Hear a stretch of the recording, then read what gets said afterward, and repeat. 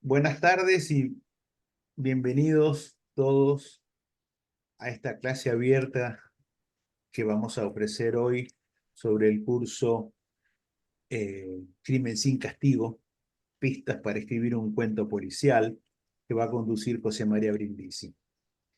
Yo voy a hacer una brevísima presentación para quienes no conocen Casa de Letras, que es Casa de Letras.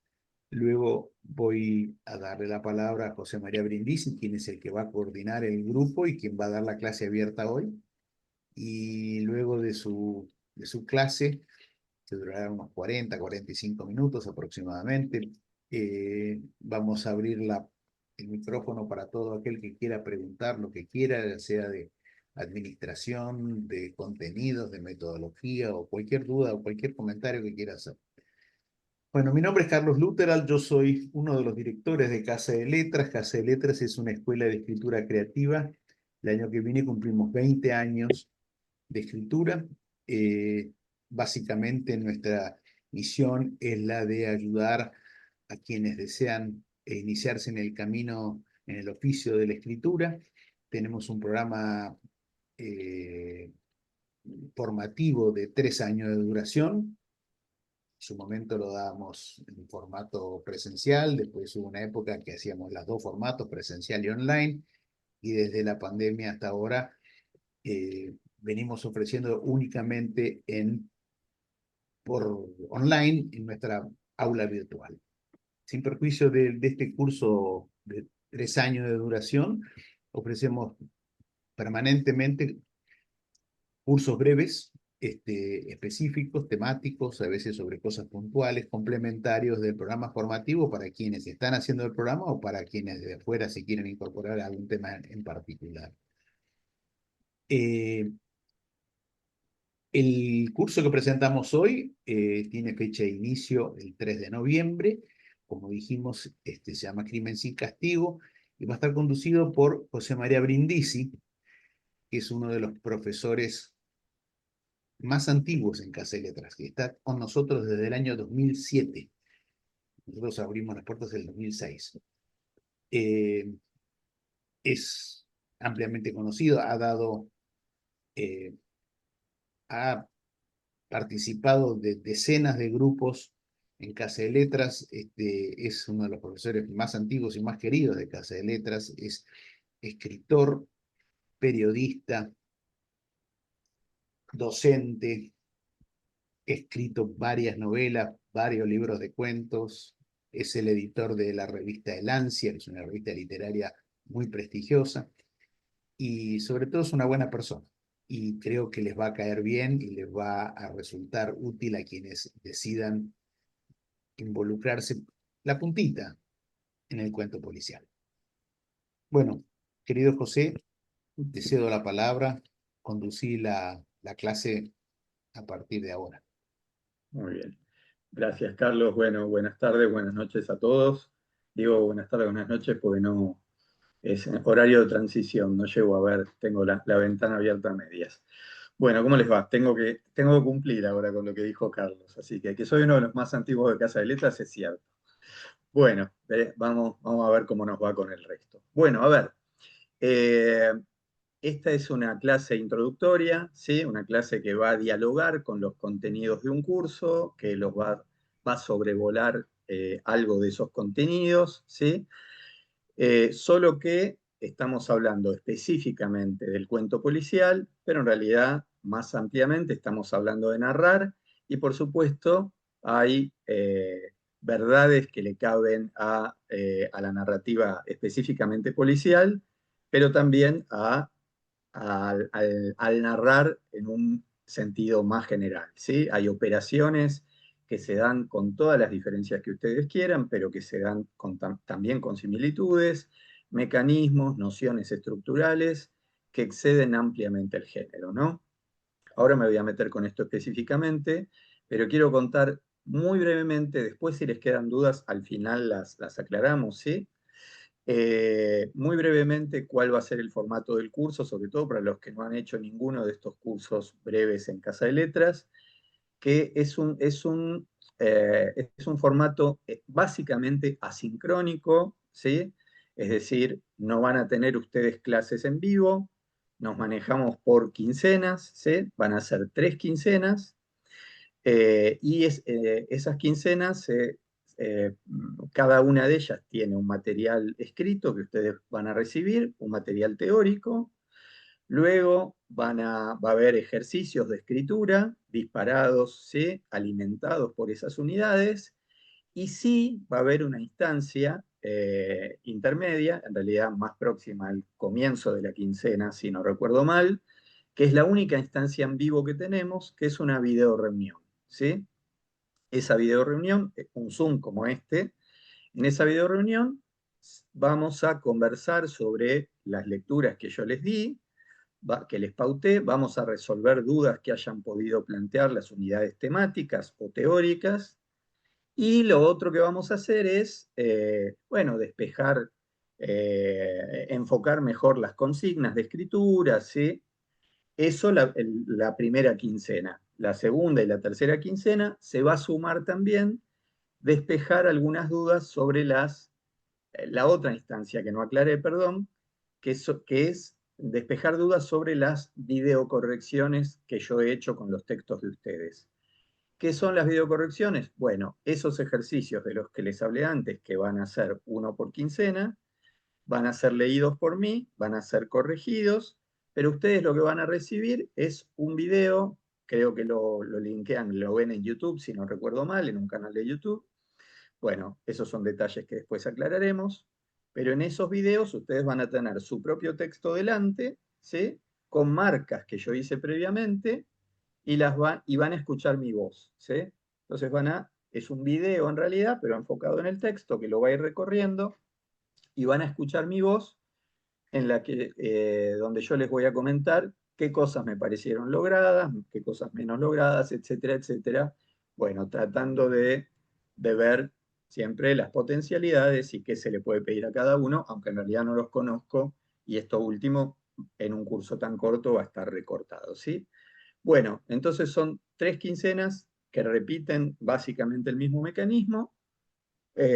Después, si quieren, disipamos dudas respecto del funcionamiento, pero básicamente es ese, ¿sí?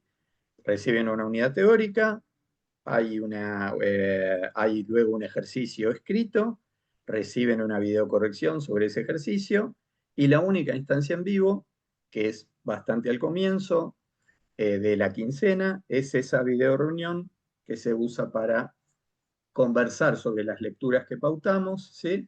Los textos de ficción que yo les voy a dar para alimentar la unidad temática, y para alimentar el ejercicio que van a hacer, ¿sí?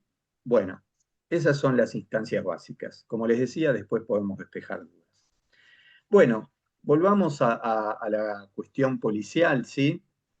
Eh, en realidad, eh, hay una frase célebre, una idea célebre a esta altura, que dice que todo relato es en esencia policial, ¿sí? Por eso también mi introducción de hace unos minutos. ¿Por qué se dice que todo relato es, no en esencia, perdón, me corrijo? Bueno, puede ser en esencia, depende de cómo lo tomemos. En última instancia policial, porque todo relato, ¿sí? Va detrás de algo, nos invita a ir detrás de algo, ¿sí? Eso detrás de lo que vamos tiene un cariz muy distinto en ciertos tipos de textos, en otros tipos de textos.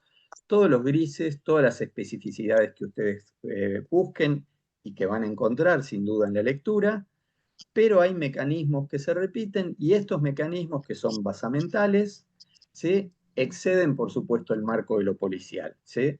A veces parece que no está esa zanahoria que nos ponen delante, porque hay comienzos que son muy confusos. Estoy hablando de una operación adrede, ¿sí? Porque son difusos, porque no parece haber nada en juego, ¿sí? Porque parece no estar ocurriendo nada. Sin embargo, de una u otra manera, uno puede rastrear, a veces mirando hacia atrás, que sí había algún mecanismo, o que estaba empezando a cimentarse un mecanismo que luego se va a volver algo concreto y que va a actuar en el lector con otras intensidades. Entonces, cuando pensamos en esto, en que toda narración es en última instancia, subrayémoslo una vez más, policial, de lo que tenemos que pensar en otra cosa que, insisto, excede al género, ¿sí? Pero que se da con una intensidad muy particular en el género.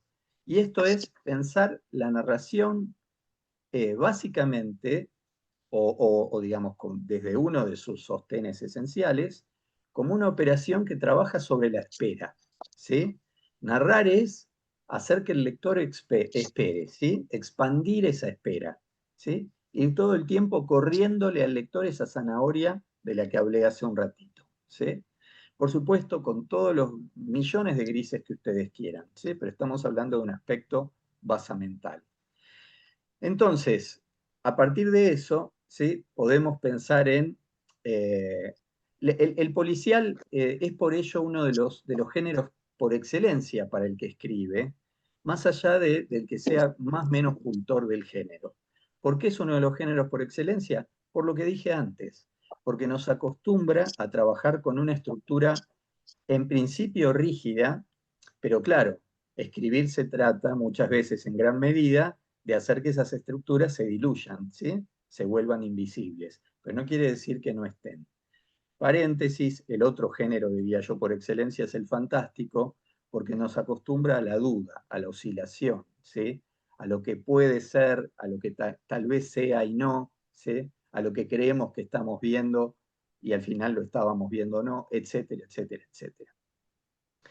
Cuando hablamos entonces a partir de esta idea basamental, ¿sí? Hay que pensar en diversas operaciones con las que trabajamos como escritores y quizá cambiar, cuando digo cambiar, en algunos casos será revisar, en algunos casos será fortalecer ciertas nociones estructurales que tenemos respecto de cómo nos sentamos como escritores y escritoras delante de una, o con una historia, ¿sí?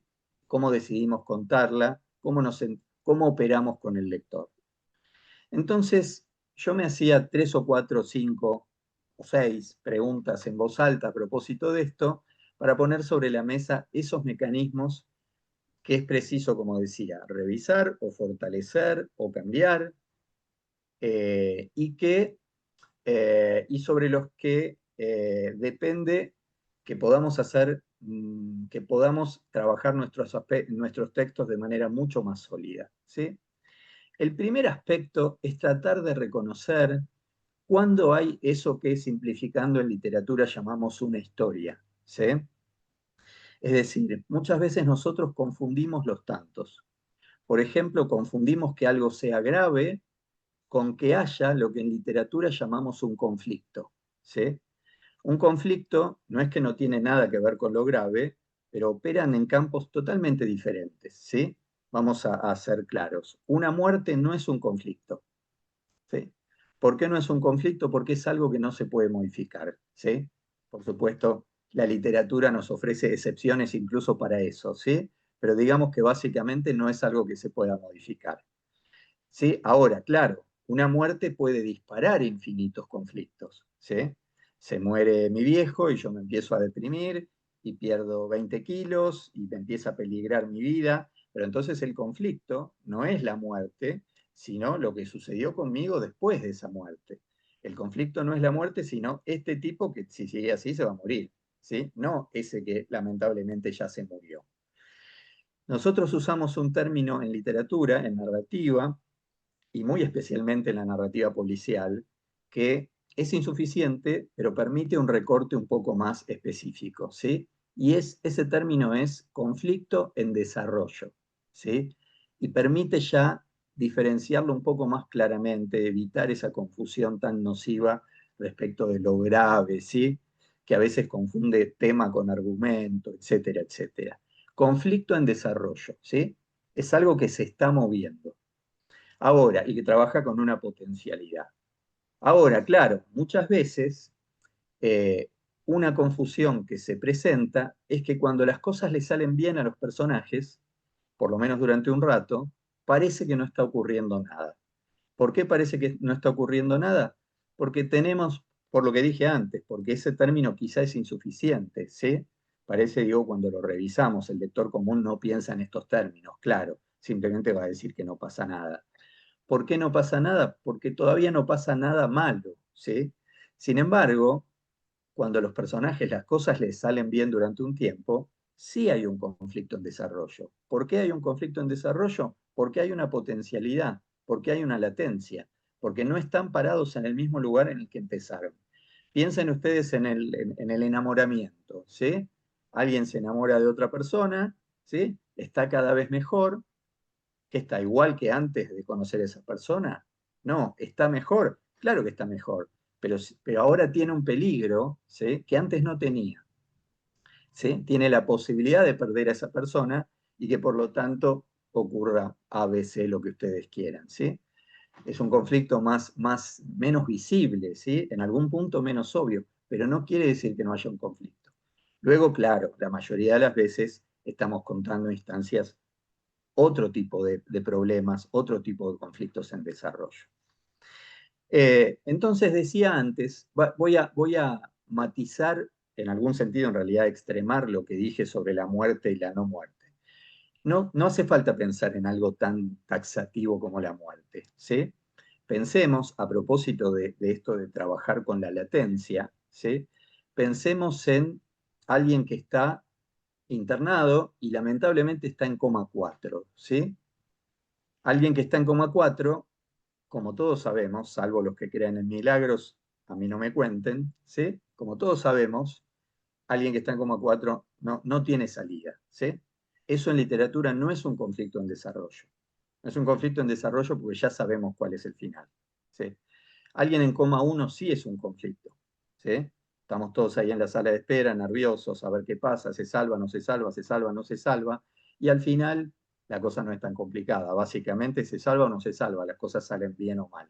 Básicamente, ¿sí? Siempre son puntos de partida y no puntos de llegada. Entonces, hay que subrayar esto. Nosotros estamos trabajando sobre la espera, ¿sí? Sobre la latencia, ¿sí? Y por supuesto, en el relato policial, todo esto se potencia. A mí me gusta decir siempre, un poco en broma, pero esencialmente en serio, que la segunda cuchillada en literatura no tiene ninguna importancia, ¿sí?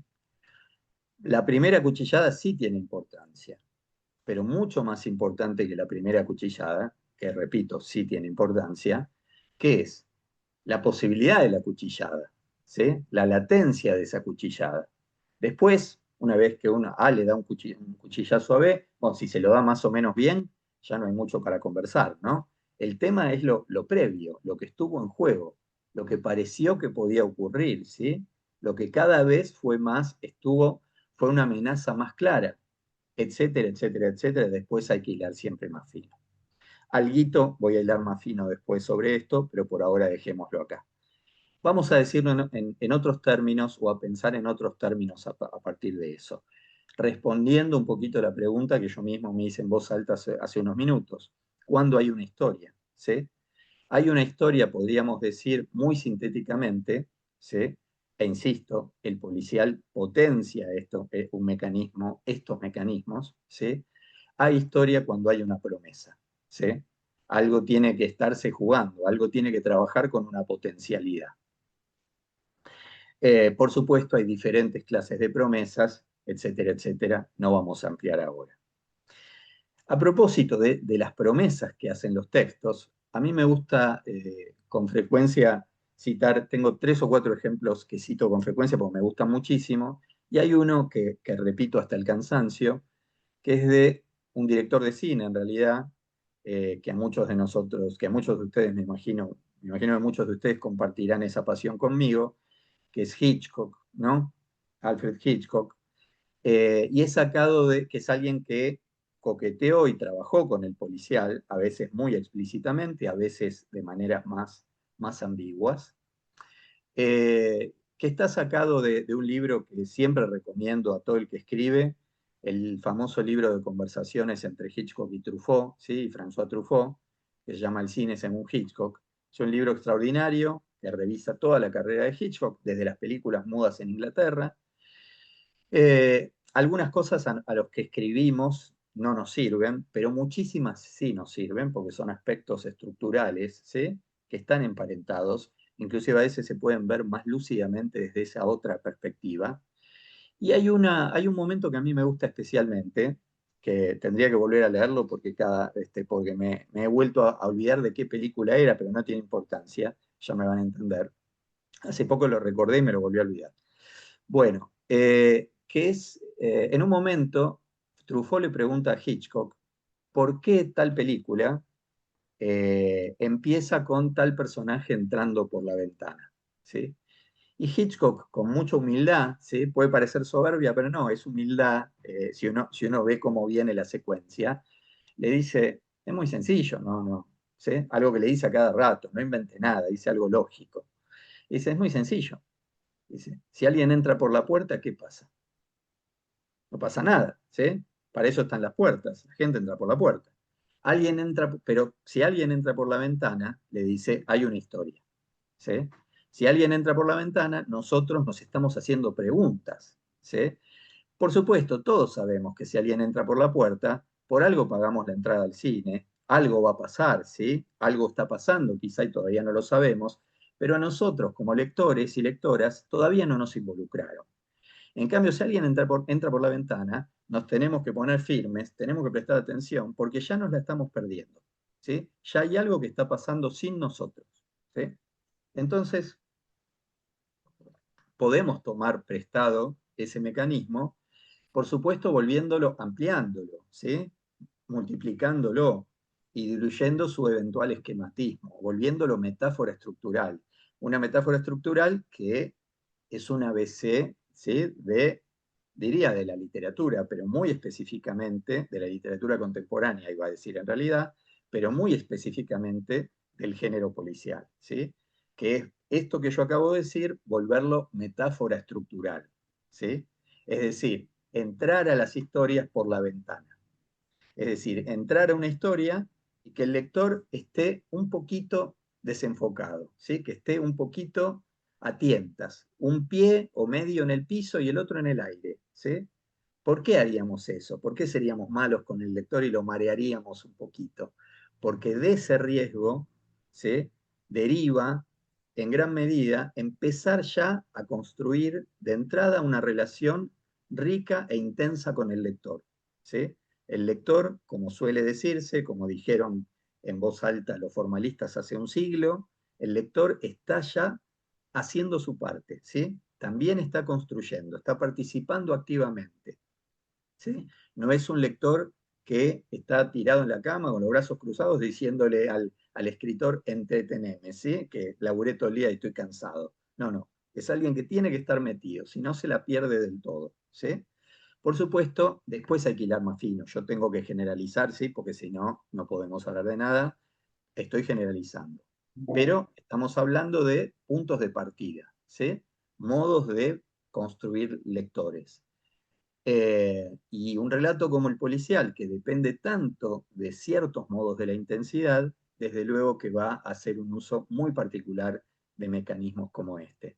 Claro, a veces esas preguntas que nos dispara un comienzo, como el que yo mencioné, esa pregunta a veces se responde enseguida, es un engaño para luego generar otras preguntas, porque en definitiva, cuando narramos, ¿qué es lo que hacemos? Vamos encadenándole preguntas al lector, de distinta índole, de distintas intensidades, etcétera, etcétera, etcétera. ¿Sí? Pero eso es lo que hacemos con el lector. Podemos pensar en realidad una narración, ¿sí? Como una sucesión de preguntas. Alguna de esas preguntas va a sobrevivir al texto entero, ¿sí? Alguna surgirá o va a recorrer el texto entero, quiero decir. Un par de ellas sobrevivirán hasta el final, pero otras se irán respondiendo, ¿sí? Y a veces, un ejemplo como el que acabo de poner, bueno, no deja de ser un engaño lícito para, una vez que ya lo tenemos un poquito agarrado al lector, seguir entretejiendo nuestra relación con él. Eh, A propósito de esto también, me gustaría citar muy rápidamente un ejemplo paradigmático que quizá algunos de ustedes conozcan, pero lo quiero citar para sumarle letra. Y es un artículo que es muy famoso, ya a esta altura lo conoce muchísima gente, un artículo de Ricardo Piglia, que es la famosa tesis sobre el cuento. En ese artículo, Piglia, pensando en el cuento clásico, en realidad él está leyendo los cuadernos de notas de Chekhov y lee síntesis argumentales que anota Chekhov en ese cuaderno, pero voy a evitar algunos detalles que ahora no son relevantes. Pero lo que dice Piglia, insisto, pensando en el cuento clásico, es que el cuento clásico trabaja básicamente con una estructura, ¿sí?, en la que cuando contamos una historia, en realidad estamos contando como mínimo dos historias, ¿sí? Una historia que circula por la superficie y otra que circula por debajo, asoma con cuentagotas, ¿sí? Habrá que ver cada caso específico, pero en el cuento clásico, digamos que asoma lo mínimo indispensable y al final toma la superficie. En realidad lo que dice Piglia es que la estructura del cuento clásico se basa en la tensión entre esas dos dimensiones. Digámoslo en otros términos, la tensión entre lo que se ve y lo que no se ve, ¿sí? La tensión entre lo visible y lo oculto. El cuento clásico trabaja con las infinitas modulaciones de lo oculto y los géneros trabajan con lo oculto de manera mucho más intensa todavía. Estoy pensando en el policial, estoy pensando también, por ejemplo, en el cuento de terror, ¿sí? Después dice Piglia, pero piensen otra vez en los infinitos grises, porque dividir en dos en literatura sirve de muy poco, ¿sí? Después lo que dice Piglia es que estas estructuras que se superponen en realidad se van volviendo paralelas, se suma, ¿sí?, a aquella estructura más clásica, se suman otras estructuras que podríamos sintetizar en que ya no trabajan tanto con lo oculto, sino que más bien son un paralelo. Podríamos tomar un ejemplo policial, una conversación entre dos personas que parece que está todo bien, que es una conversación amigable, y hay pequeñas muescas de que uno está inquieto, lo que sea, y al final saca un cuchillo, ¿sí? O lo amenaza y le dice, dame una razón para no matarte, y al final lo mata. O podemos pensar en una estructura más contemporánea, siguiendo el ejemplo de Piglia, que un cuento que empieza con el arma arriba de la mesa y un A diciéndole a B, dame una razón para que en 2 minutos no te pegue un tiro en la frente, ¿sí? No podemos hablar de ninguna sorpresa en este caso, o por lo menos la sorpresa no es prioritaria. Las cartas estaban sobre la mesa. El desafío de la primera estructura, desde luego, es que si no están sobre la mesa, estén en el mazo, ¿sí? Porque con frecuencia, como escritores, eh, y como lectores estando del otro lado, claro, nos encontramos con textos que de pronto pelan, para decirlo en criollo, cartas que no estaban en el mazo, ¿sí? Bueno, después voy a volver brevemente a eso. Entonces, a partir de esta idea de Piglia, primera historia como lo visible, la segunda como lo oculto, la primera como la, pónganle comillas, menos importante, la segunda la más importante, la aparente y la real, ¿sí? El juego que quieran establecer entre esas dimensiones. Nos conviene pensar en lo clásico porque es un poquito más duro para después flexibilizarlo infinitamente, ¿sí? Entonces, a partir de esa idea, a mí me gustaría decir esto, ¿sí? Narrar, y esto se juega muy especialmente en los géneros y muy particular, con intensidades muy particulares en el policial, narrar es hacer esto todo el tiempo, ¿sí? Es decir, mostrar y esconder, ¿sí? Ir y venir, ¿sí? Entonces, a propósito de eso, me gustaría decir dos o tres cosas que se superponen. La primera es justamente eso, que narrar es oscilar, ¿sí? No se escribe en línea recta. Narrar es engañar al otro, ¿sí? Es un gran error conceptual creer que para contar una historia triste hay que tocar todo el tiempo las teclas graves del piano. De ninguna manera, ¿sí? Por supuesto, es una manera de contarlo y puede funcionar, pero en general vamos a pensar que la mejor manera de eh, contarle al otro una historia triste es con algunos amagues, ¿sí?, intermedios, tocando algunas otras teclas del piano, ¿sí?, engañando lícitamente al lector. Desde luego el lector puede tener sus intuiciones y la construcción de sentido se da de manera orgánica, porque si no, en lugar de engañar al lector lícitamente, lo estaríamos estafando, ¿sí? Si yo les muestro a ustedes una pareja que la pasa mal, mal, mal, un ratito bien. Mal, mal, mal, mal, mal, mal, mal, mal, mal, mal, mal, un ratito bien. Mal, mal, mal, mal, mal, mal, mal, mal, mal, mal, mal, mal, mal, mal, mal, mal, un ratito bien. Y tenemos que apostar ahora cómo termina la cosa. Por más que nos hayan caído bien, lo más razonable es decir que va a terminar mal. Por ahí termina bien, pero lo más razonable, ¿sí? Entonces no se trata de sorprender al lector, ¿sí? Sino de manipularlo, ¿no? ¿Sí? Es otro modo de. Las cartas estaban sobre la mesa, solo que yo te hice desear un poco otra cosa, ¿sí? Te mostré que otra cosa era posible.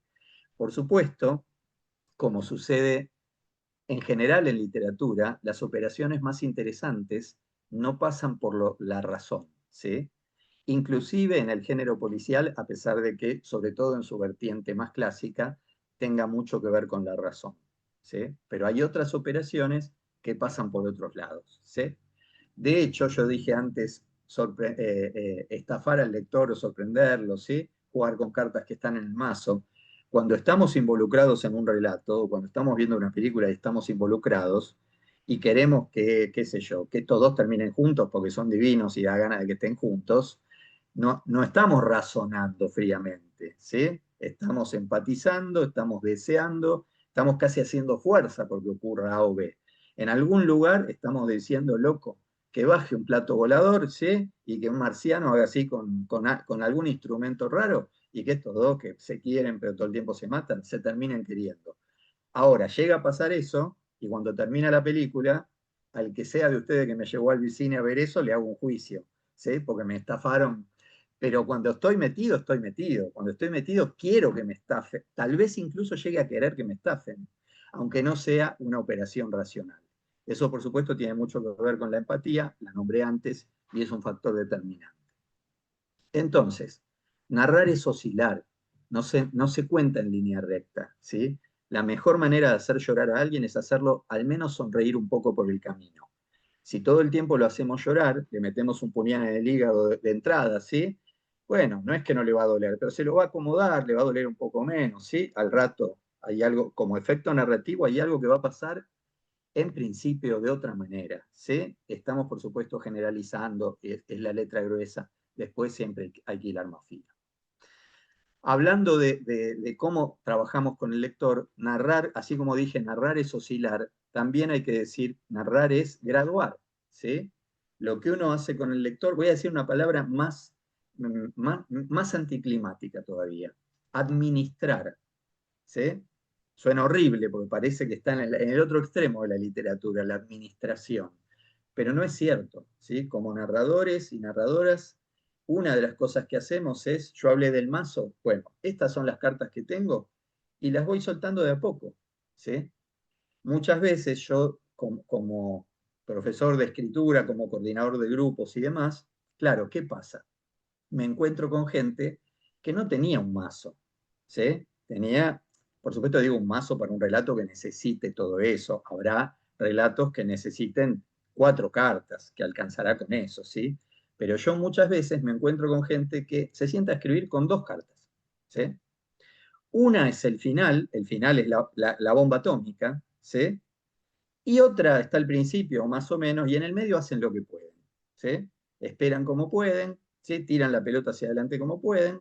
Como pueden, digo, entre otras cosas, porque no saben nada de los personajes por fuera del conflicto que los convoca, ¿sí? No saben qué hicieron esta mañana, qué les gusta comer, qué tipo de mujeres o de hombres les gustan, ¿sí? Etcétera, etcétera, etcétera. Entonces, todo eso son títulos sobre los que puedo monologar media hora, no lo voy a hacer, ¿eh? Lo voy a dejar acá para no aburrirlos y marearlos, pero digo, eh, alguien con nociones mínimas de narrativa, no le tengo que explicar esto que dije al principio, que narrar es, en cierta medida, trabajar sobre la espera. Es decir, si yo les digo a ustedes como narradores y narradoras, cuenten la historia de, a ver, que A le dice a B, ¿qué pasa? B, ¿ya no me querés? Todos sabemos que en el 99,5% de los casos, la respuesta de B no tiene que venir enseguida. ¿Por qué no tiene que venir enseguida? Porque lo tenemos agarrado al lector, porque el lector está deseando que sí, que no, que tal vez, que lo que sea, ¿sí? Si construimos mínimamente los personajes, ¿sí? O la relación, o la relación, etcétera, ¿sí? El problema es qué hacemos en el medio, ¿sí? Si no construimos mundo, si no hay conflictos secundarios por fuera del conflicto que nos convoca, este tipo que va a su vecino de al lado que lo tiene loco, ahora va a ir, se hartó, va y lo mata. Pero antes, ¿qué le pasaba? ¿Este tipo es solo esta circunstancia? ¿O le dolía la muela? ¿O anoche durmió mal porque su hija lloró toda la noche porque tiene que dar un examen y no está preparada y siente que no sirve para la vida? ¿Sí? O perdió, en mi caso que soy gallina, River viene siendo un desastre y ya el domingo ni siquiera lo miré el partido, ¿sí? Etcétera, etcétera. ¿Sí? O se comió un pancho, que no come el tipo. Por supuesto, todo en la medida que los textos lo pidan, que las historias lo necesiten. No estoy diciendo sepan la vida entera de un personaje de ustedes para un cuento de 2 páginas. No, no nos volvamos locos. Lo que estoy diciendo es que hay relaciones entre distintos factores sobre las que hay que trabajar. ¿Sí? Entonces, narrar es oscilar, narrar es graduar. ¿Sí? Uno va soltando las cartas de a poco, las cartas que necesite la historia, las cartas que tengamos para esa historia. Narrar es engañar, como dije antes, ¿sí? Eh, y, y por supuesto, ya no se trata solo de una cuestión de preferencias, sino que en ese graduar, en ese administrar, en ese dilatar, hay cuestiones que son indiscutibles, que tienen que ver con cómo son esos mecanismos por definición. ¿Sí? Yo voy a nombrar 2 muy brevemente. La primera, sustancialmente unida a lo que en esencia nos convoca hoy, que es el género policial, y es el famoso suspenso. ¿Sí? Discúlpenme lo obvio, pero para que haya suspenso, algo tiene que quedar suspendido. ¿Sí? En un texto de una página, que de pronto puede ser excepcional, es raro hablar de suspenso. O digamos que si hay suspenso, va a ser un suspenso muy tenue, muy leve. ¿Sí? ¿Cuánto tiempo nos pusimos nerviosos con eso que parecía que estaba pasando? ¿Sí? En un texto de 15 páginas lo podemos aburrir infinitamente al lector, pero ya podemos trabajar con el suspenso de otra manera. Si nos va mal, lo aburriremos. Si nos va bien, lo haremos pasar un mal rato. ¿Sí? Un saludable mal rato literario, estoy hablando de eso. ¿Sí? Es decir, lo pondremos nervioso, trabajaremos, lo manipularemos, ¿sí? Iremos de a poco, etcétera, etcétera.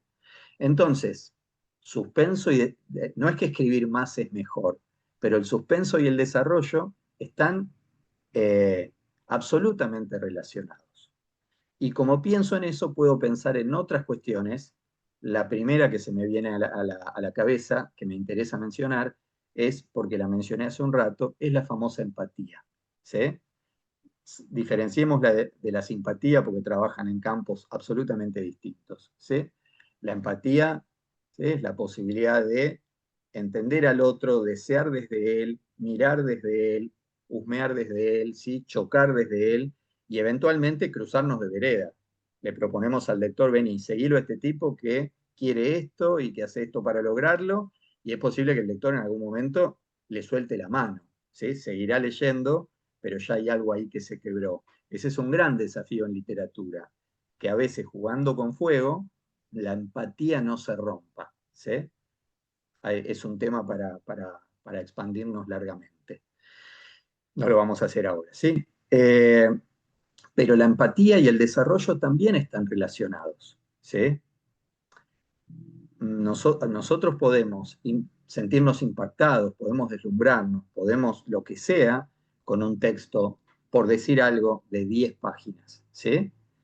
Pero la empatía que nos puede producir seguir a esta mujer, a este hombre, a esta pareja, lo que sea, durante esas páginas, el efecto que va a producir en nosotros como lectores activos no va a ser el mismo. No estoy hablando de mejor o peor, digo, no va a ser el mismo que en una novela de 300 páginas, si la novela funciona.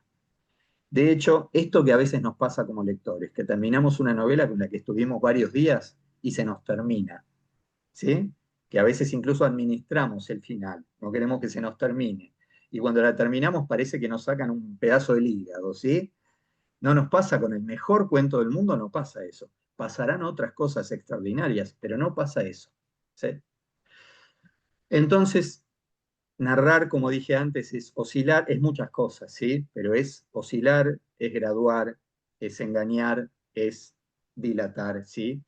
y hay razones para todo eso, hay efectos que buscamos y con los que trabajamos.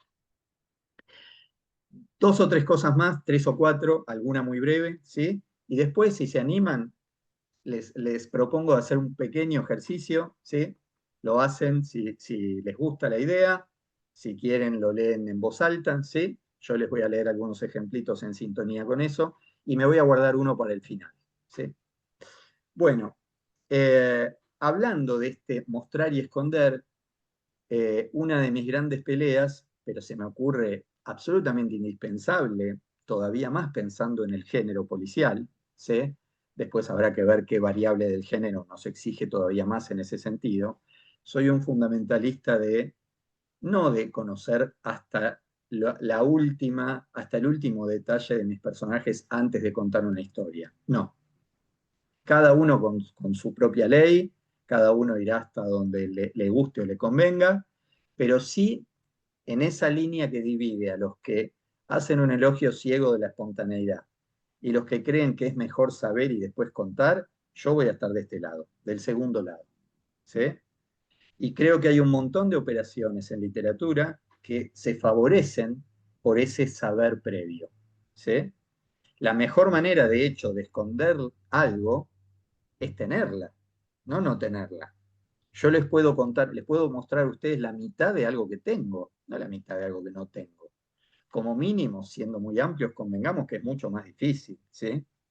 Claro, el oficio a mí me puede permitir engañarlos un ratito. De la nada, ustedes me dicen, empecé a escribir un cuento, José, y yo escribo. Era la tercera vez y sin duda ya había pasado un límite. Epa, no saben ustedes la tercera vez de qué, ¿sí? ¿Qué quiere decir ese límite? ¿Lo va a matar? ¿Cuál será el peligro? ¿Sí? Los engañé, parece que allá, no tengo idea de qué hablaba cuando dije eso, ¿eh? Pero es una frase que parece, ¿sí? Que promete un después. Ahora, multiplicar esa operación, imaginar que todo el tiempo uno va a estar trabajando con ese contar a medias, ¿sí? Que será cada vez mostrar más, sin saber, es decir, trabajar con el mazo sin tener el mazo, como mínimo voy a ser muy amplio, mucho más que lo que mi fe me permite. Como mínimo, digamos que es bastante más difícil, ¿sí? Y pensando en un género como el policial, me parece como de cajón pensar en estos términos, ¿sí?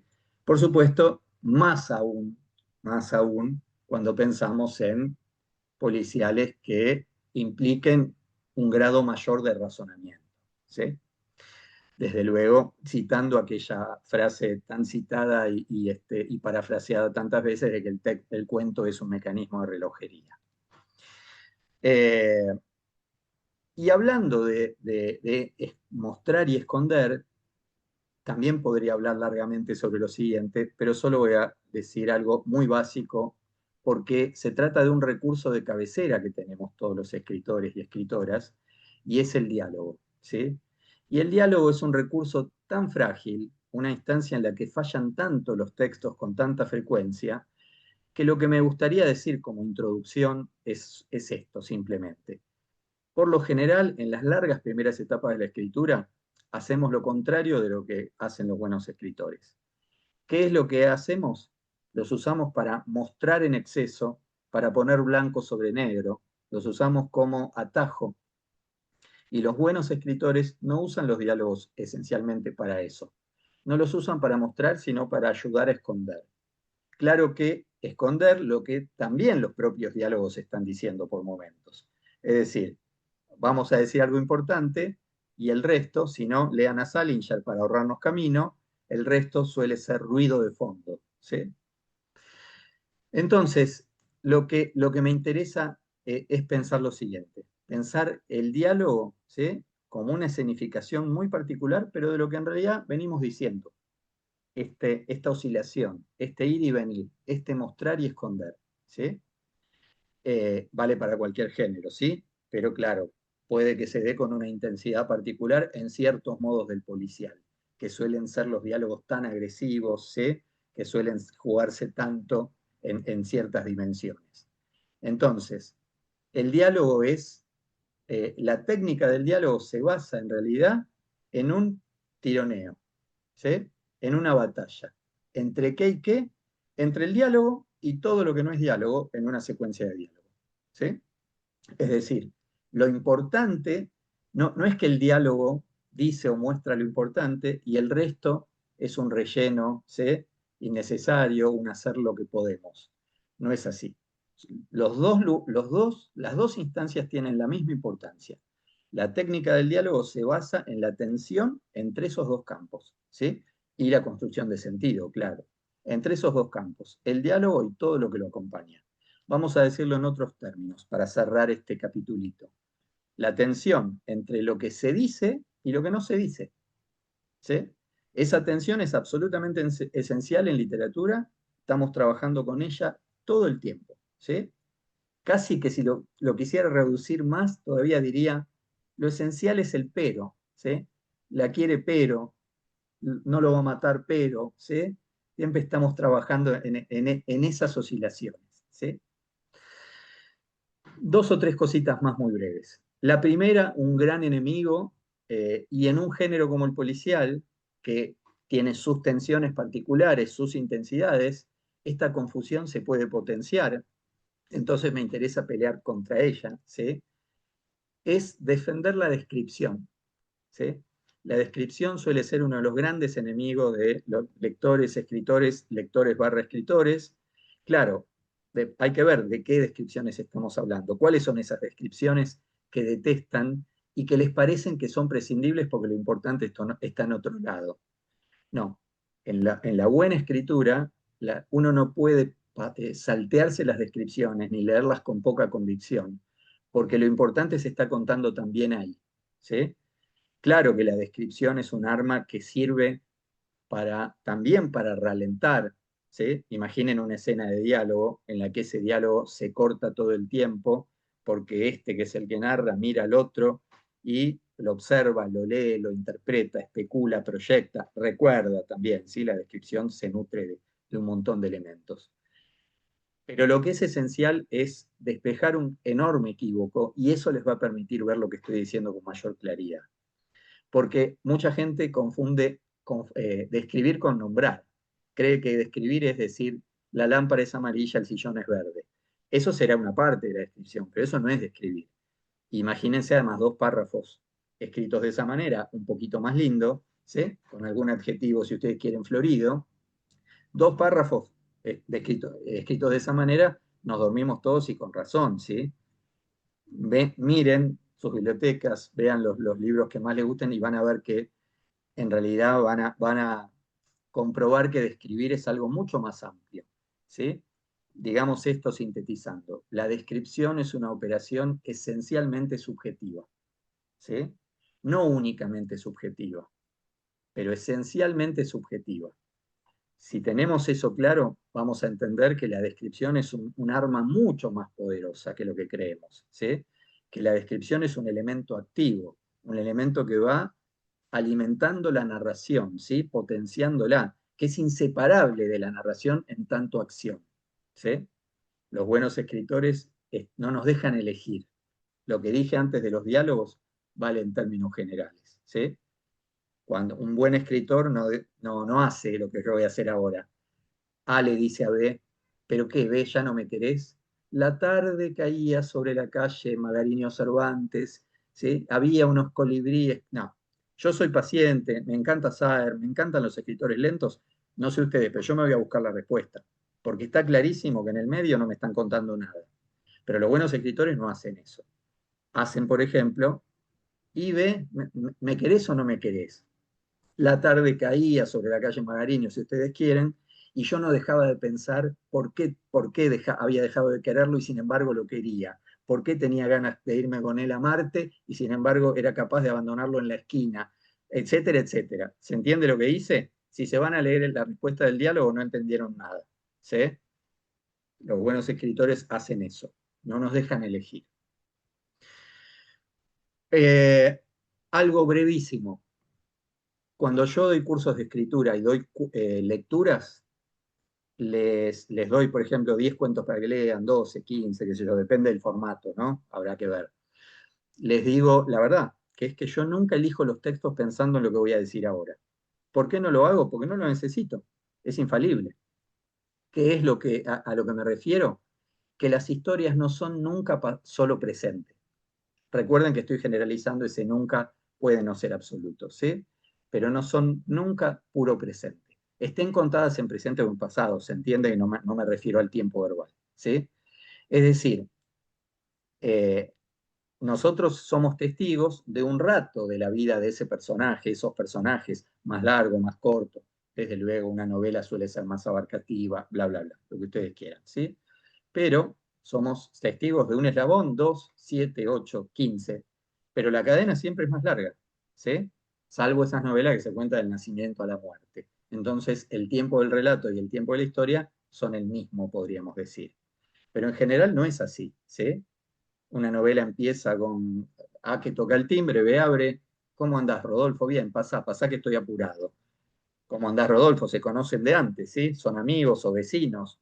En la primera frase ya dialogamos con una instancia previa, ¿sí? Entonces, lo que hay que decir que es importantísimo y que dialoga con varias de las cosas que dijimos antes es lo siguiente. El pasado es el eje narrativo por excelencia, ¿sí? Por excelencia. El pasado justifica el presente, lo nutre, ¿sí? Etcétera, etcétera. Básicamente cumple dos funciones. Resignificarlo, pero significarlo también. ¿Quién es este tipo que hace esto y otro? No solo como causalidad, ¿sí? Como dije antes, este tipo es hincha de River, comió un pancho, esta mañana salió a caminar por el barrio, va y mata. Ninguna de esas cosas, ni siquiera con lo mal que anda River, llevan al crimen, ¿sí? Este tipo mató y no hay algo ahí conducente, ¿sí? Sin embargo, todo eso lo volvió a este tipo más verdadero. Bueno, dos cositas más breves y la última da pie a ese ejercicio que les quiero proponer. La primera es que eh, nosotros podemos reducir una historia, es decir, su columna vertebral, a unas pocas líneas. Si la historia es más compleja y más larga, serán más líneas, ¿sí? Pero no sé, Guerra y Paz, por ahí nos lleva 10 páginas, si ustedes quieren, para no ser injustos con la historia, para que esté todo lo esencial, pero podríamos reducirla. Estoy hablando del esqueleto, de la estructura, ¿sí? O sus estructuras esenciales. 10 páginas es un montón. Podemos contar casi la Biblia en 10 páginas, ¿sí? Bueno, 15 páginas, si ustedes quieren. Bueno, es bastante más larga de Paz, ¿sí? Evítenme que la vaya a buscar, pero ustedes lo saben, ¿sí? Entonces, en términos estructurales, podemos decir que todo el resto es relleno, ¿sí? No es que sea relleno literalmente, claro, no es que sobre, pero tenemos que ser conscientes de estas cuestiones volviendo al comienzo, porque desde ese lugar vamos a entender mejor la narración como espera, ¿sí? Lo que hay que hacer claro es que el lector no identifique, como dije antes, ¿sí? Los esqueletos no tienen que verse. Lo último que quiero decir, empecé hablando de los comienzos y ahora quiero decir algo sobre los finales, aunque en realidad ya lo dije antes, lo dije en parte antes, quiero decir. Eh, Habría mucho para hablar sobre esto, no lo vamos a hacer ahora, pero, y de nuevo, el policial puede tener una importancia, en el policial tiene, no sé si una importancia, pero una intensidad particular, el tema del final respecto de cómo manipulamos al lector, ¿sí? Con qué honestidad manipulamos al lector, ¿sí? Eh, Uno de los problemas que hay es que a veces, así como a veces como lectores queremos ser mucho más vivos que el escritor o la escritora, ¿sí? Estamos en la página 120 y faltan 100 y decimos, ya sé, es obvio cómo va a terminar, ¿sí? Como si lo único importante fuese adivinar. Aparte, la mayoría de las veces estamos adivinando entre que la va a dejar o se va a quedar con ella, o al revés, ¿sí? No somos ningunos genios, ¿sí? Tiramos una moneda y cayó de nuestro lado, en todo caso. Es decir, el diario del lunes parece probar que había una única posibilidad. Sin embargo, no es así, ¿sí? En realidad, en esa oscilación se va a basar mucho de eso que va a estar en juego en la lectura. Pero de nuevo, así como lectores, yo siempre digo lo mismo, cuando alguien me dice, yo sabía, les voy a leer un cuento, sabía que iba a pasar tal cosa, nada. Con todo cariño y respeto, no sabías nada. Intuiste, dedujiste, a lo sumo, adivinaste que sería la peor versión de esto, ¿sí? Pero saber, ¿qué tenés? La bola de cristal. ¿Cómo vas a saber? No, no, el diario del lunes probó que tu intuición o lo que fuera fue correcto, pero de ninguna manera es que había una única posibilidad porque vos te la viste venir. Y además, volviendo a algo que dije hace un rato, a la empatía, no olvidemos algo. Me la vi venir, supongamos que me la vi venir, supongamos que era tan obvio, pero en el transcurso del relato deseé cosas, ¿sí? Quise que este tipo tal cosa le saliera bien, ¿sí? Pero me vi venir que le va a salir mal. ¿Qué pasa con eso? Cuando me veo venir que le va a salir mal, digo, bueno, mala suerte, negro, te salió mal.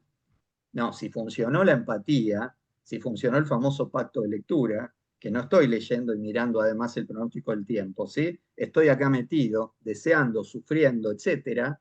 No leo pasivamente, estoy involucrado. Por lo tanto, como les decía hoy, tal vez, por ejemplo, en algún lugar de mi cabeza estoy deseando que baje alguien con la varita mágica, ¿sí? Dumbledore, para los que estén familiarizados con Harry Potter, baje con la varita mágica y haga magia, ¿sí? Ahora, después cuando termina, bueno, me voy a enojar porque me estafaron, pero puedo hasta llegar a desear eso, más o menos inconscientemente. Entonces, eh, así como lectores a veces estamos que sin querer nos ponemos por encima de, como lectores también, perdón, como lectores a veces nos ponemos por encima de, como escritores a veces también estamos haciendo eso, un poquito por encima, claro, tenemos que estar en el sentido para manipular al lector, pero a veces ¿sí? Nos vamos de mambo y estamos jugando con cartas que no están en el mazo. No es tan difícil sorprender al lector, el tema es sorprenderlo honestamente, ¿sí? Entonces, eh, algo que me gustaría pensar a propósito de esto es que el final no es solo una instancia argumental, ¿sí? No es que depositamos al lector en un último eslabón que solo fue la peripecia, ¿sí? Es el último eslabón de un viaje, el que sea, cortito, largo, el que sea, pero en el que hay implicados otros condimentos, ¿sí? Es un viaje emocional, ¿sí? Es un viaje poético. Hablemos de poesía en todos los géneros, en el policial también, ¿sí? ¿Cómo no? Si no, hay que agarrar a Chandler y tirarlo a la basura, por ejemplo, para ahorrarnos camino, ¿sí? Entonces pensemos, hablemos de eso sin pudor. Cuando decimos lo poético, no es solo mirar un atardecer bello, ¿sí? Estamos hablando de la interacción entre qué contamos y cómo lo contamos, ¿sí? Cómo producimos novedades de la escritura. Entonces, ese final es un final que no es solo argumental, que implica muchas instancias más. Y entonces, si yo pienso en los comienzos y en los finales, tengo que pensar en una relación con el lector que excede, por supuesto, largamente la peripecia, ¿sí? Los comienzos y todos los momentos de un texto son igual de importantes, pero entre nosotros que escribimos vamos a tomarnos la licencia de reconocer que los comienzos y los finales son todavía más importantes, ¿sí? El comienzo, como dije hace un rato, entre otras cosas, pero muy especialmente, es la instancia de establecer un tipo de relación con el lector. Si no la establecemos de entrada, difícilmente la podamos establecer después, o por lo menos con la misma intensidad, ¿sí? Ese mismo tipo de relación. El final tiene que ver, entre otras cosas, con la empatía. Si yo les doy para leer a ustedes, no sé, la mitad de los cuentos de London, que son tristísimos, y ustedes terminan de leer un cuento de London, ¿sí? Cierran el libro y dicen, ¿qué comemos? ¿Pedimos una pizzita? Con todo cariño y respeto por el hambre que tengan en ese momento, hay algo que no pasó, ¿sí? La culpa no es de London ni de ustedes, es de la relación entre las partes. Pero hay algo que no pasó. Si pasó, yo cierro el libro, ¿sí? Puedo llamar a la pizzería dentro de 3 minutos. Cierro el libro y me quedo un cacho así. Hay algo que me sigue pasando, que quizá no quiera que me deje de pasar incluso, ¿sí? Bueno, hablando de estas cuestiones, el principio, como dije antes, es una instancia privilegiada para establecer, fundamental para establecer un tipo de relación con el lector. Yo les quería leer unos comienzos que tengo, muy breves, son parrafitos, ¿sí? 4 o 5 comienzos en este caso, son todas novelas, si no estoy mal, una es una novela corta, y me guardo un ejemplo, como les dije, para el final, si se animan a ese brevísimo ejercicio. Lo que les voy a proponer es que escriban un párrafo, 4 líneas, ¿sí? 5, de un eventual comienzo, en el que traten de involucrar al lector, ¿sí? De hacerle algún tipo de promesa, de pincharlo, ¿sí? Los comienzos que voy a leer son los siguientes. El primero dice así: eh, tú haces de mí un sátiro y un glotón. Por eso preferiría quedarme agarrado a tus caderas como bufo, y como él podría tener mi pierna carbonizada sin perder esta obsesión. Pero tú, que ahora que te has saciado, quieres que vuelva a hablar de Madame X. Muy bien, ya voy ahí. Pero antes quiero contarte un sueño que he tenido últimamente. No voy a hacer ningún comentario sobre los comienzos porque si no se nos va a hacer muy largo, ¿sí? El que acabo de leer es de una novela de Rubén Fonseca que se llama Bufo y Spallanzani o Pasado Negro. El que leo ahora es de la famosa novela de Kurt Vonnegut, Matadero 5. Y dice: todo esto sucedió, más o menos. De todas formas, los partes de guerra son bastante más fieles a la realidad. Es cierto que un individuo al que conocí fue fusilado en Dresde por haber cogido una tetera que no era suya. Igualmente cierto es que otro individuo, al que también conocí, había amenazado a sus enemigos personales con matarlos por medio de pistoleros alquilados. Y así sucesivamente. El tercero de los comienzos es de Nuestro hombre en La Habana, de Graham Greene, y dice así: ese negro que va calle abajo, dijo el doctor Hasselbacher, de pie en el bar Wonder, me recuerda a usted, Mr. Wormbold. El negro era tuerto y tenía una pierna más corta que la otra. Llevaba un decrépito sombrero de felpa y por la camisa desgarrada le asomaban las costillas como las de un barco desmantelado. El de ahora es de una novela menos conocida que se llama Río Azul, de un norteamericano que se llama Ethan Kenning.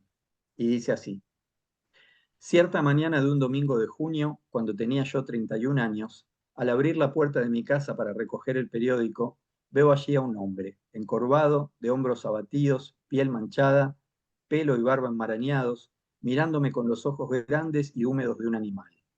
Un vagabundo, pienso. Retrocedo y empiezo a cerrar la puerta, pero entonces lo reconozco. Y el último dice así, es de la novela de Robert Balzer, que era el escritor favorito de Kafka, una novela que se llama Jakob von Gunther. Y dice así: aquí se aprende muy poco. Falta personal doméstico y nosotros, los muchachos del Instituto Benjamenta, jamás llegaremos a nada. Es decir, que el día de mañana seremos todos gente muy modesta y subordinada. La enseñanza que nos imparten consiste básicamente en inculcarnos paciencia y obediencia, dos cualidades que prometen escaso o ningún éxito. Éxitos interiores, eso sí, pero ¿qué ventaja se obtiene de ellos? Bueno, no me voy a poner a desmigajar esos comienzos, como decía, para que no se nos, y las promesas que para mí incluyen, para que no se nos haga largo, ¿sí? Si les parece bien, estamos bien, Carlos, me puedo tomar les damos 5 minutos para que escriban un eventual comienzo, los que se animen, ¿sí? Bueno, son y 13, hacemos hasta el 18, no se vuelvan locos, no se exijan demasiado, ¿sí? Es un ejercicio, diviértanse, y después yo les leo un comienzo más, de una sola línea.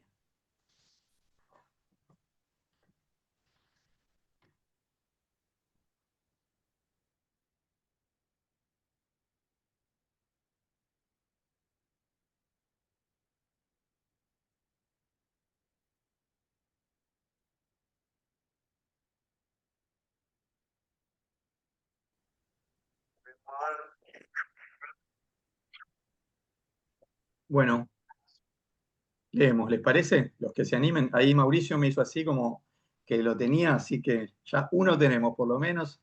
Ahí hay otro más. Bueno, otro más. Bueno, los que tienen cámara, los que no están sin cámara, avisen si tienen para leer y leen también después, ¿sí? No sé qué es esto. ¿Cómo? Po- ¿Se escucha? Ahora se escucha, sí. Arranco. Muy bien. Matar es fácil, dijo mientras miraba obnubilado el parque de la escuela, disfrutando los colores de sus flores y las formas de sus árboles.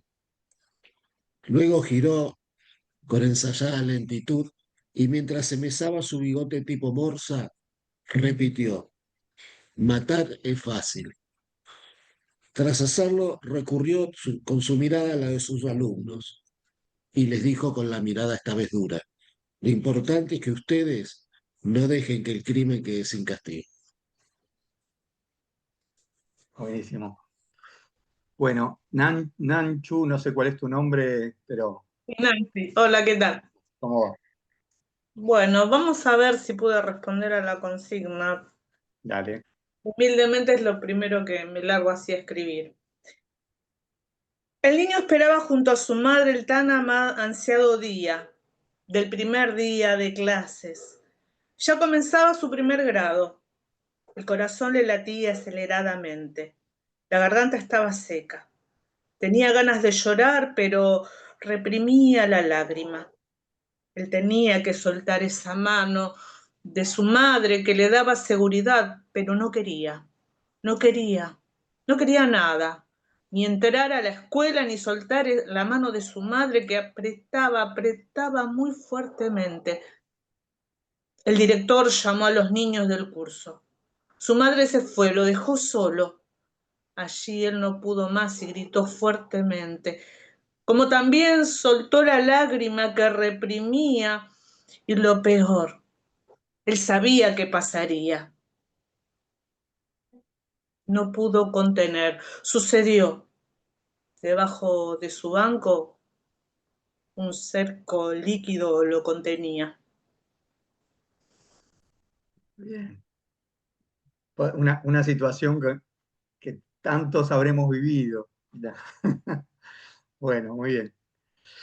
Eh, Martín, no sé si es Martín o ahí estás.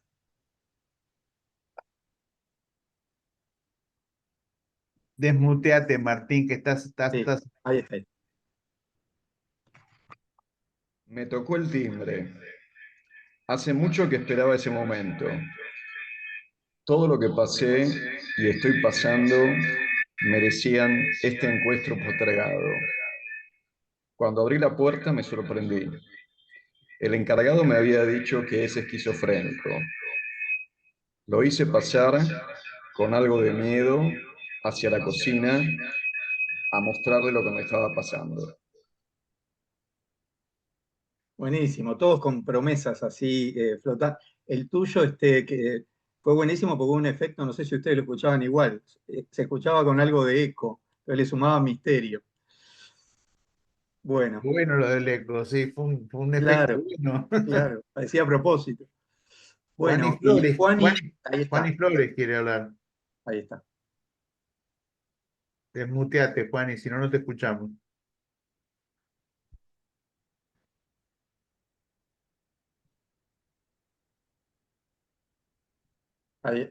Ahí está conectando el audio.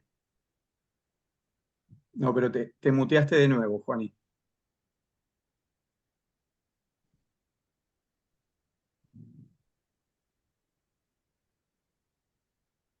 Hola, hola. Ahí está. Ahí estás.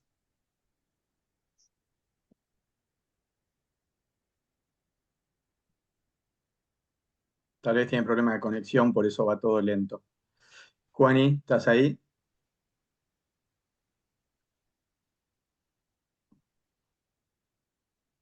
Si encendés las cámaras, nos ayudás, Juani. Sí, Sabemos qué es lo que te está pasando. sí, pero puede que tenga problemas de conexión. Ahí está. Tengo problemas con el audio, dice. Está. Y si Y con prende la el... cámara va a ser peor, porque sí. Bueno, eh, ¿alguien más quiere leer? ¿Alguien más tiene? No me conecta, dice. Ah, bueno, si no, voy a leer yo el otro comienzo que tenía, ¿sí? Lo puedo citar de memoria. Ah, pasalo por ahí, Juan, y dale.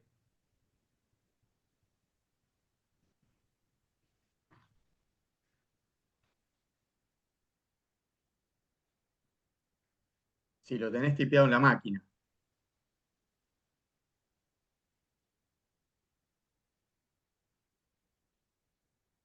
Bueno, eh, voy a leer yo ese comienzo que me guardé, sí, para el final. Es una línea apenas, como les dije.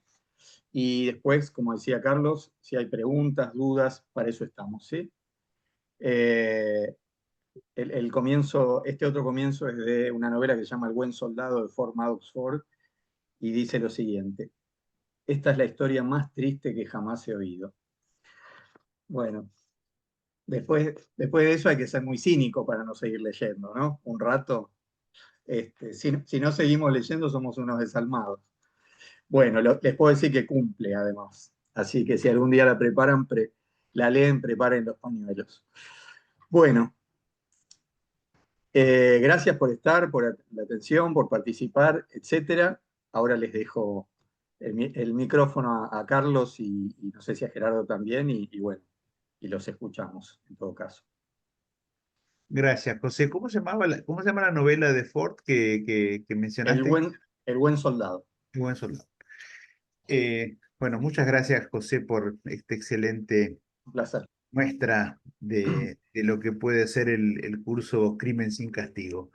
Lo dejamos abierto ahora a los que quieran preguntarle alguna duda que tengan a José o a eh, Gerardo de Brasi, que está ahí con el cartel de Casa de Letras, que está en la parte administrativa, o Sebastián Robles, que también está, que es el encargado de todo lo que es la plataforma virtual, el aula virtual de Casa de Letras. Si hay alguna pregunta, si hay alguna consulta, estamos listos para contestar lo que sea necesario. Dale, Mauricio.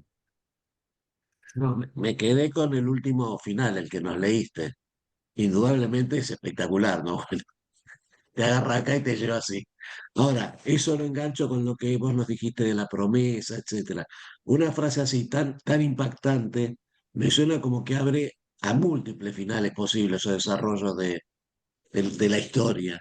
¿Cómo vas limitando eso cuando es tanto, con otras fases posteriores así que...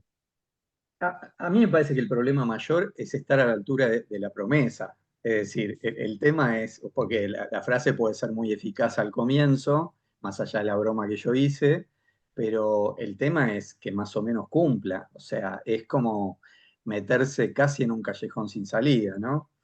Pero bueno, después es difícil sintetizar las distintas operaciones que pueden tener con lo que vos decías. Se me ocurre que una clave para pensar eso es esto que decíamos en un momento de la narración como una sucesión de preguntas, ¿sí? Es decir, iremos respondiendo preguntas en el camino, sobre todo si un texto tiene su cierta extensión, ¿no?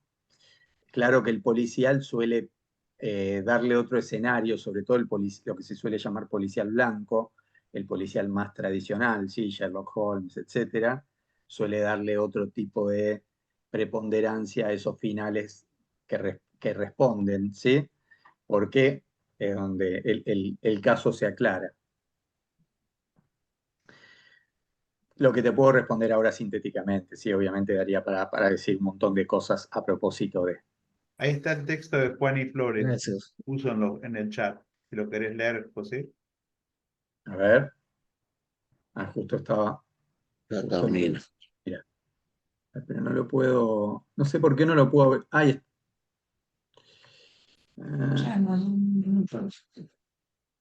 Sí, pero no sé por qué no lo puedo abrir.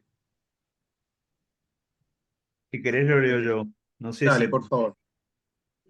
Al ver de reojo las sombras que con gracia se movían, supe que era la noche incorrecta para haber salido. Y sin embargo, sentí alivio al saber que no iban a usar cuchillos. Al ser alcanzado por la muerte, pensaba en una sola cosa, la caja que traía en manos. Chan, chan. Muy bien, Juan. O sea, todos me parece que estuvieron interesantes, todos, cada uno con sus características en este sentido de abrir. Después es para hilar más fino. En algún caso, yo podría pensar, bueno, no jugaron demasiadas cartas de entrada, no pusieron demasiada carne ahí sobre la parrilla, ¿sí? Perdón los vegetarianos, pero digo, pero ya sería para hilar más fino y para hablar conociendo el texto, cómo continúa, ¿sí? Como decía hoy, ¿cuántas cartas tiene ese mazo? Pues por ahí tiene 2000 cartas y lo que estoy diciendo no tiene sentido, así que habría que ver. Pero bueno, interesante en este aspecto, ¿no? Pensar un comienzo como un lugar donde privilegiado para empezar a prometerle cosas al lector, ¿sí? Dejarle cosas abiertas. Marty quería hablar, me parece. Sí, una pregunta técnica con respecto al taller, ¿no? Al curso. Cuando ustedes dicen 3 quincenas, la duración es un mes y medio, es un mes y Tal cual. medio. Sí. En ese mes y medio podemos hacer consultas o no, las consultas son recién en la video reunión. No, en los foros se puede hacer también, van a tener un foro disponible donde pueden hacer consultas, obviamente consultas que se puedan responder por ese medio, porque a veces pueden ser, qué sé yo. Yo me río a veces cuando me hacen preguntas que digo, ¿qué es la vida? Viene después de eso, ¿viste? Son apenas más complejas que qué es la vida, naturalmente que se puedan responder, pero no, tienen un foro pedagógico que está para eso. Bien. Yo quería hacer una pregunta. Bueno, tengo varias, pero eh, dijiste varias veces con sorprenderlo honestamente al lector, por un lado. Después, bueno, después tengo dos preguntas más, pero no sé si hay tiempo. Pero ¿cuál es la pregunta? Bueno, esto que me quedó resonando, hay que sorprenderlo honestamente. Entonces, eso es lo que un poco lo que me hizo ruido, porque, bueno, ahondar más en ese concepto, porque digo, ¿cómo Sí. sería no sorprenderlo deshonestamente, ¿no? Bueno, por ejemplo, alguien que yo te mostré, no sé, un cuento que se llama Carnaval Carioca. Y desde el comienzo fue todo fiesta, todo felicidad. No hubo nadie mirando melancólicamente por una ventana, nadie lloró, nadie. Y al final cae la bomba atómica, ¿sí? Sino alguien en el medio de la fiesta, para ser preciso, agarra un arma y se suicida.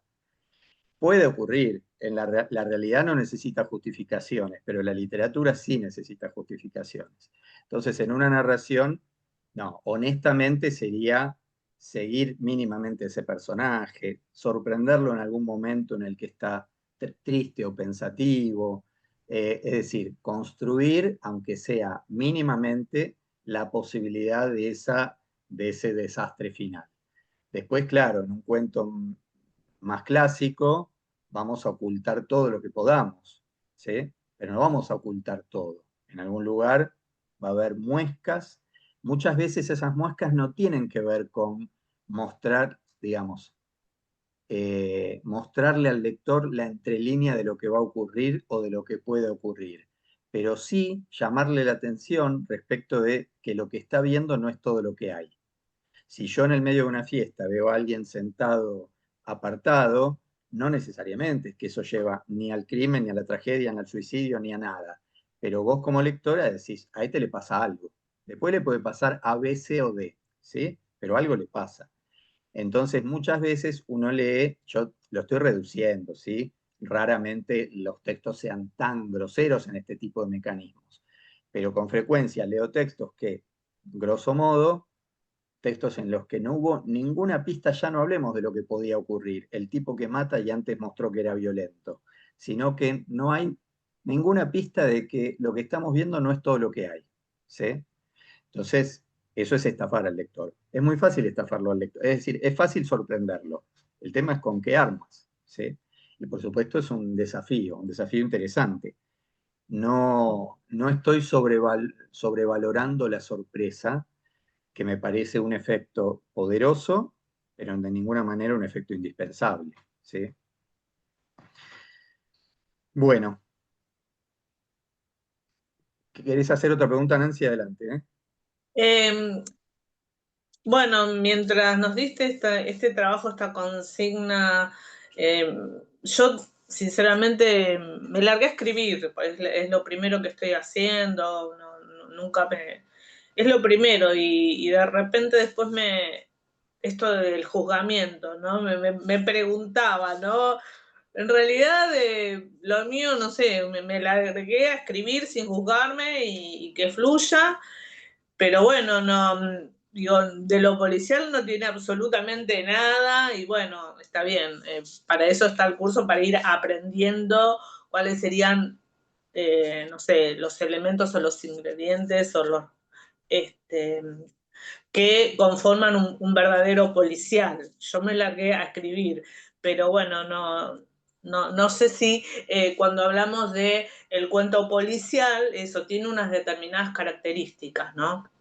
Sí, las tiene, pero pensá en eso como punto de partida y no punto de llegada. Lo que uno va viendo con los géneros, mira, los mejores ejemplos de los géneros siempre son escritores que ya tienen medio un pie afuera del género. Es decir, lo están reinventando, están trabajando con reglas propias.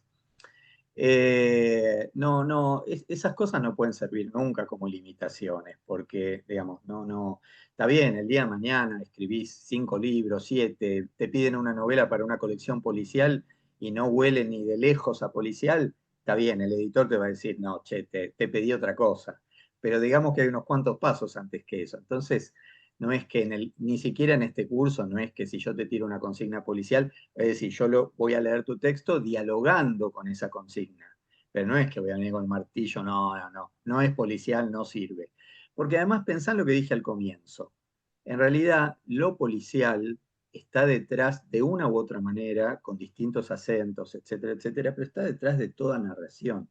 Si no entendemos lo policial como poner un arma arriba de la mesa, ¿sí? Si lo entendemos en ese sentido bien amplio, de una intriga, preguntas, una zanahoria, el elemento, no el género. Pero ya que estoy igual, te aclaro una cosa que quizá te sirve porque está buena. De las 3 unidades del curso, hay una primera muy extensa que tiene mucha letra, de las 3 quincenas que tienen cada una unidad teórica, ¿sí? La primera tiene una unidad teórica bastante extensa que no es específica del policial, porque en realidad lo que decimos ahí es que para hablar del policial, primero tenemos que hablar de ciertas cuestiones que lo exceden. Después sí, la 2 y la 3 ya se enfocan más en el policial, la 2 en las dos variantes muy basamentales, que serían lo que se llama policial blanco y policial negro, y la tercera unidad tiene que ver con los grises, que justamente sirve también para pensar esto que decíamos antes. Algunos de esos textos que son policiales porque, como decía alguien hace mucho tiempo, basta que haya un arma para que algo se vuelva policial. Pero algunos de esos policiales son los policiales en los que el crimen aparece mínimamente o es solo un sostén para otras cosas, ¿sí? Pienso, por ejemplo, para tirarles un ejemplo, en las novelas de, valga la redundancia, de Vázquez Montalbán, en las que se hablaba casi más de gastronomía que de crimen, ¿sí? Hay recetas enteras que duran 2 páginas, ¿sí? Alguna que yo me he puesto a hacer, incluso leyendo las novelas de Vázquez Montalbán.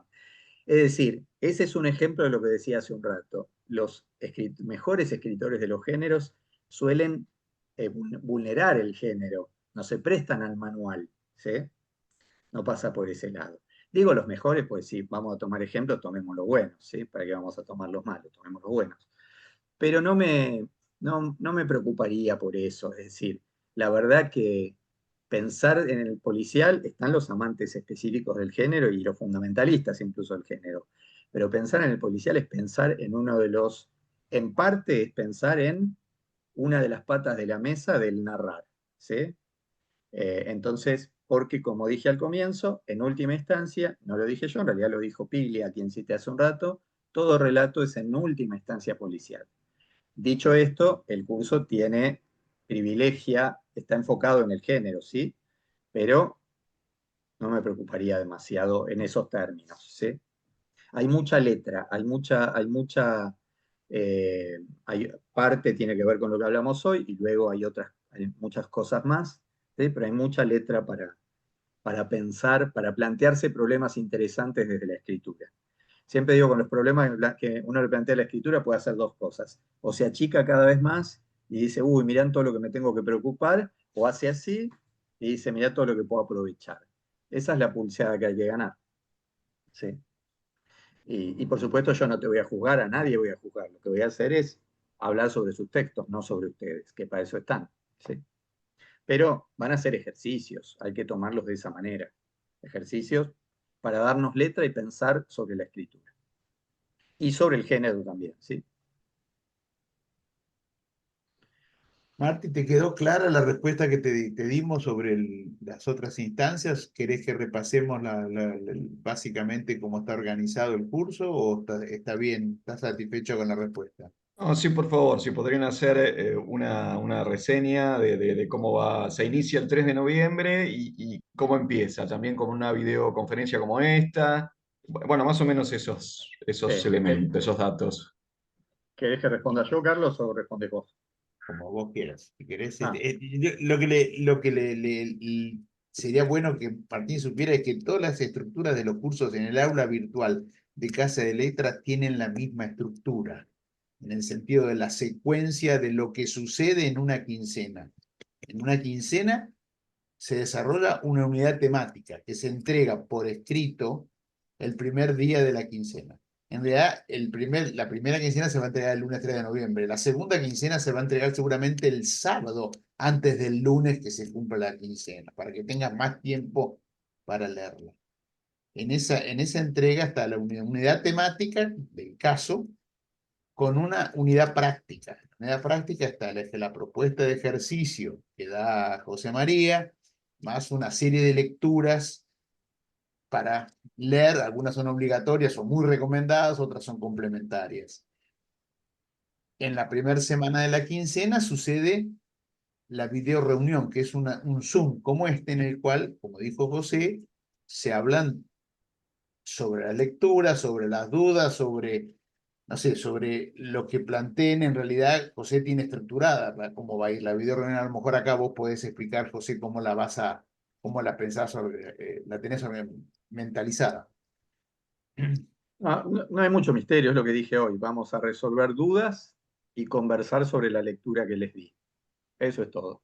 Es decir, dudas sobre la unidad temática, dudas sobre la unidad práctica, que en realidad la unidad práctica es mínima, es la pauta del ejercicio, la lectura, o sea, por supuesto vamos a conversar sobre la lectura que les di, y sí, claro, también despejar dudas sobre las videocorrecciones, que siempre recomiendo que si pueden también vean algunas de las de los compañeros, porque lo que le decimos a uno le sirve al otro también, ¿sí?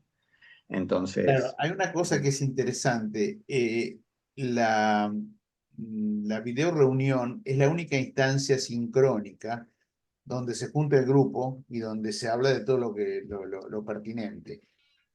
Fuera de esa video reunión, como te decíamos recién, vos podés plantear tus dudas en el foro. Y el foro, lo que vos intervengas en el foro lo ven todos los miembros del grupo. Los únicos que tienen acceso al grupo son los participantes, más el profesor, más el coordinador general, que es Sebastián Robles, que está en un cuadradito de abajo. Quien es el encargado de resolver todos los temas tecnológicos de procedimientos que no salgan. Él va a abrir las videoreuniones, va a participar, va a estar atento a ese tema. Obviamente, el ejercicio es un ejercicio que se plantea en la unidad práctica. Va a ser un ejercicio que es un ejercicio, no es escribir un cuento o una novela de policial, es simplemente un ejercicio, una limitación incluso de caracteres, para que no escribir demasiado largo. Es tratar de poner en práctica algunas de las cosas que se ven en esa unidad temática que se propuso. El ejercicio se tiene que entregar el lunes de la segunda semana de la quincena a las 10 de la mañana. Durante la segunda semana suele haber comentarios sobre, porque todos reciben el ejercicio que cada uno escribe y opinan, se puede comentar, se pueden hacer todo tipo de comentarios. Y el viernes de la segunda semana a la noche se sube la video corrección, que es la video personalizada de cada uno de los ejercicios, que como dijo José, es el texto que vos mandaste o que mandó la persona con las anotaciones y la voz de José. Un video que dura, que sea, aproximadamente 4, 5, 6 minutos, depende de los comentarios y de lo extenso que sea, pero es una devolución importante sobre el trabajo. Y obviamente están todos invitados a leer, a escuchar la videocorrección, perdón, de cada uno, porque se aprende no solamente sobre lo que uno escribe, sino lo que, como todos leen todos los ejercicios de todos, hay una posibilidad de hacer un aprendizaje a través de lo que se le contesta a otro participante. Y el sábado siguiente a eso se recibe la segunda unidad y el ciclo vuelve a comenzar. El foro está abierto todos los días de esa quincena. Generalmente, si son cosas relacionadas con el contenido, con la lectura, las contesta el profesor José María. Y si son dudas sobre otros aspectos del curso, lo contestará la persona que esté manejando ese tema. ¿Te queda más claro? ¿O necesitas algo más? No, bien, perfecto. Es decir, que perdón, Nancy, las Dale, correcciones dale. de los otros alumnos también los podemos escuchar nosotros. Sí, señor. Es recomendable incluso que lo hagas. Es recomendable que lean los ejercicios de todos. Todos lean todo y escuchen puedan escuchar las videocorrecciones de los demás. Hay siempre mucho material para aprender ahí. Sobre todo en un curso tan corto donde tenés solamente tres instancias, es tratar de ampliar la posibilidad de ver ejercicios y ver cómo los resuelve, cómo José María opina sobre lo que escribieron. No es un juicio, no hay castigos, no hay premios, no hay felicitados ni nada, simplemente son los comentarios que se pueden hacer a partir de un texto que se produce a título de ejercicio. Ojo, nadie está pensando en que escribas el cuento perfecto de tu vida o que simplemente responder una consigna de trabajo. Yo quería hacer una pregunta, ¿puede ser? Dale. Bueno, en realidad lo que un poco me intriga y me preocupa, soy cero tecnología, no sé si hay alguien que también me pueda acompañar en esto, pero bueno, esta modalidad de este foro y bueno, de la plataforma, ¿es sencilla, digamos, la forma de presentación? ¿Estás ahí, Sebastián? Respondo yo, Carlos, directamente. Dale. Sí, es muy sencillo, el aula virtual es muy fácil para navegar, con las opciones muy claras de dónde está la unidad teórica, temática, la práctica, el acceso para las videoreuniones quincenales, dónde está el foro para las consultas. Es algo muy simple y además está la posibilidad de cualquier consulta que tengas, la puedas realizar a través del foro o por correo con el coordinador online, Sebastián Robles, que te va a poder ayudar. Pero quédate tranquila que es algo muy fácil de usar, está todo en castellano, así que no va a haber ningún problema con eso. Es muy amable la plataforma. Te digo que ya llevamos 12 años trabajando con esta plataforma. Es una plataforma Moodle de código abierto, donde se autoexplica casi todo. De todas maneras, a veces podría haber alguna duda y por supuesto que te la vamos a ayudar. No te preocupes, olvídate de la parte tecnológica porque no va a ser un problema. No lo va a ser. Al contrario, te vas a sentir acompañado. Si el grupo funciona como nos gusta que funcione, que sea interactivo, que participe, que hagan comentarios, vas a ver cómo tratamos de emular, por supuesto, con las enormes limitaciones que tiene una interfase como es la que estamos hablando ahora, pero tratamos de recrear el grupo, un grupo como si fuéramos presenciales y estuviéramos alrededor de una mesa tratando de hablar, obviamente salvando las enormes diferencias, pero creo que hay una practicidad propia de la época que corre. Gracias. De nada. El curso empieza el 3 de noviembre. Cualquier consulta administrativa de precios, condiciones y demás, les recomiendo que hablen por WhatsApp, por Instagram, por las redes o por el WhatsApp de Casa de Letras. Se comuniquen con Gerardo, que bueno, todo lo que sea necesario lo vamos a tratar. A quienes les guste, ojo que lo que dice José es muy cierto. Este tipo de talleres, ¿no? De cursos breves que damos, que son de 2 o 3 quincenas, suelen ser la puerta abierta, la puerta de inicio al programa narrativo formativo largo, porque empezamos con el género policial, pero por ahí nos damos cuenta entonces que nos hace falta a lo mejor otras cosas que no están en el programa de 3 quincenas. Y es una linda manera de probar primero el método, después el tipo, el tono, la comunicación que existe en Casa de Letras. Es una manera relativamente, una apuesta relativamente pequeña como para probar cómo funciona este tipo de curso, de programa formativo. Bueno, si no hay más preguntas, creo que nos hemos extendido mucho más de lo que nos hubiera, me parece que les agradecemos un montón la paciencia y la participación de todos, y el entusiasmo con que algunos se animaron a contestar la consigna de José, de escribir algo. Así es. ¿Alguna otra consulta más? ¿Dejamos aquí? Que la próxima sea algún taller sobre escritura de terror. Terror, sí, claro que sí. Sí, señor. No, a Existe mí me también interesó la de las ficción, también recetas.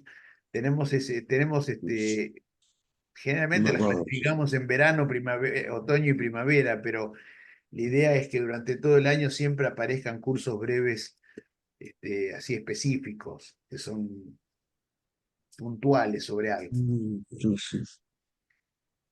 Bueno, muchísimas gracias nuevamente. Gracias. Ojalá Gracias. los veamos pronto. Gracias, José. Gracias, Por Gerardo. favor, Gracias, gracias. Sebastián. Muchas a gracias, todos. José. Un Por gusto favor, para un placer. Buena semana. Igualmente. Chau, chau. Gracias.